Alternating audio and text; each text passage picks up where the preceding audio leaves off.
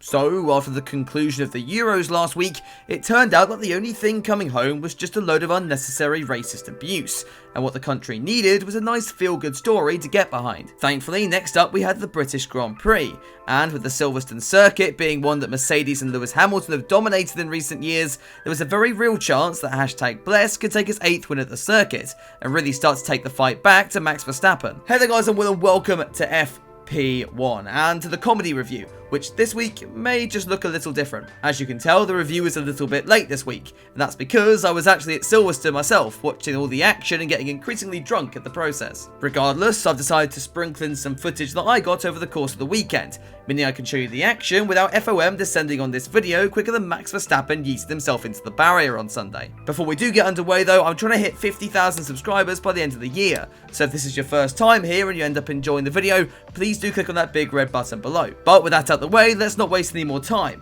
Get into the comedy review of the British Grand Prix.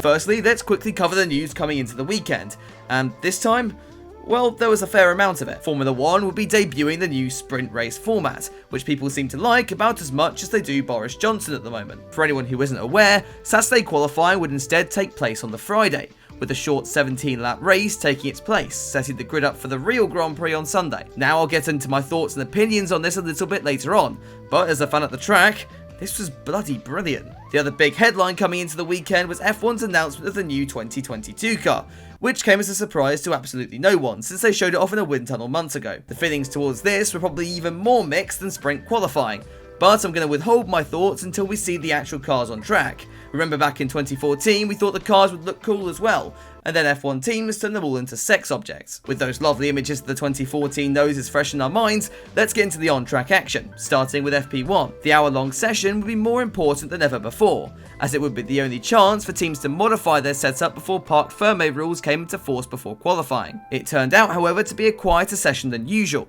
with Max Verstappen complaining of low power, yet still going 7/10 faster than second place Lando Norris, which bodes well. Meanwhile, Ferrari seemed back to 2019 pace, with Leclerc 4th and Carlos Sainz not far behind in P6. The Italian team even throwing in one of their trademark spins coming into turn 3, and that takes us swiftly on to qualifying, taking place earlier in the weekend due to the new sprint format I spoke about earlier. Q1 would be normal proceedings however, with Red Bull taking the top spots with Verstappen and the usual suspects failing to make it through. The British crowd were also treated to a live Mazda spin, and though I wasn't able to capture the reaction, you'll just have to believe me when I say we were all pissing ourselves. Over at Alpine, Esteban Ocon had finally remembered how to drive a race car, getting his machine into the second part of qualifying. And speaking of which, this is typically where we see a shock name or two fail to make it through to Q3, and this week it would be Fernando Alonso and Pierre Gasly who just missed out, the Spaniard and Frenchman starting the sprint from P11 and P12 on the grid. The big name to make it through, however, was the Williams of George Russell,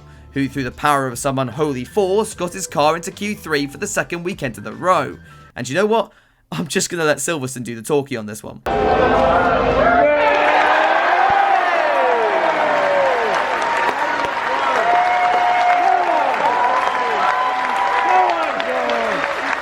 I think this guy liked that. Now for the final part of qualifying, and at the top of the order there was nothing separating the Red Bull of Max Verstappen and Lewis Hamilton's Mercedes, with the Brit claiming provisional pole on his first lap in Q3. Verstappen wouldn't be able to beat Lewis's original time however, granting #blessed not pole, but the Pirelli Speed King Award, which I'm just going to file under cringy F1 moments next to any interview with Bernie Ecclestone. Lee, go see if Benny will let us see where he goes when it's wet. So with Friday's action wrapped up, let's move on to Saturday, starting with a second free practice session.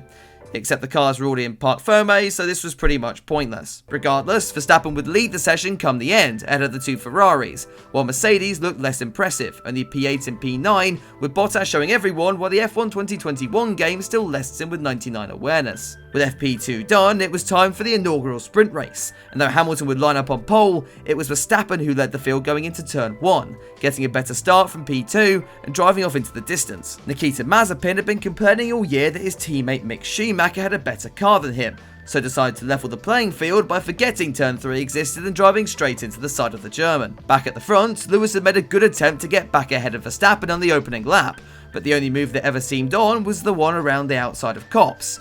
I wonder if we'll try that again. Further back, fast starter Fernando Alonso was living up to the title, climbing up to P7 on the soft compound of tyre. Sergio Perez, however, couldn't boast the same luck, giving the fans on the exit of Chapel an excellent look of his Red Bull as he spun to the back of the pack. At this point, the sprint race settled down, with Verstappen cruising to pole ahead of Hamilton and Bottas. And so finally, we can get to the race on Sunday, with the front row now reversed, Verstappen ahead of Hamilton. This time round though, it was Lewis with a better start, as my phenomenal, not so shaky footage from the grandstand shows here. Max was able to cover the Brit off for the first half of the lap. However, then we got to Copse corner, and with the outside line not working on the Saturday, Lewis attempted going the other way this time round, which went well. This incident apparently gave permission for a vast amount of people to try out racism again, and I think it goes without saying that the hate directed towards Lewis was disgusting, and any comments like that on this video will be blocked as soon as possible. So in short, if this was you, f*** you, you f***ing c***.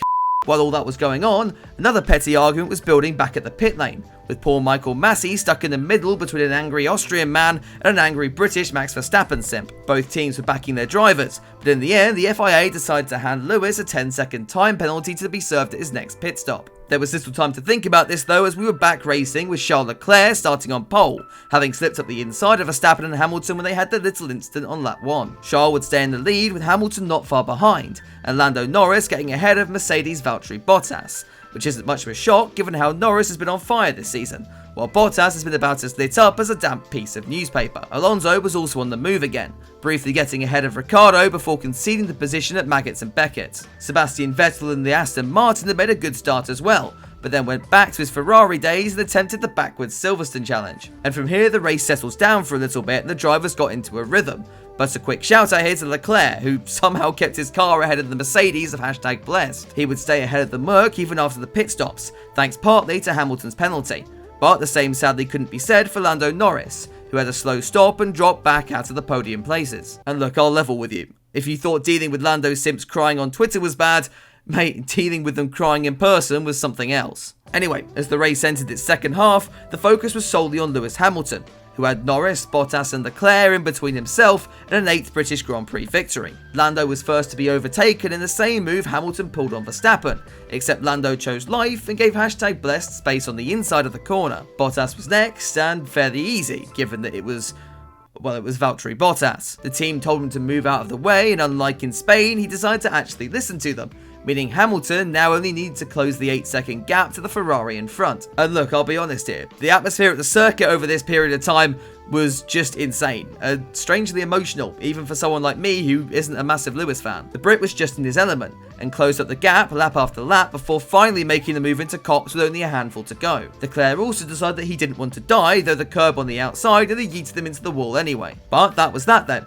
Lewis Hamilton defied all the odds and took his first victory since Spain, and yes, it really has been that long. Was it in the best of circumstances?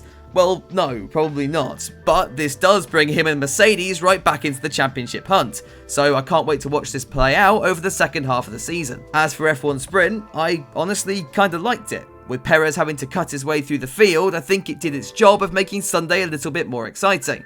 And from the perspective of actually being at the track, I think it really helped spice up the weekend and make it more exciting for fans. So do let me know what you thought about it down in the comments below. And just as a final note, I do want to add that if you've never been to a Grand Prix before, just go and do it, as it's an experience you will never forget.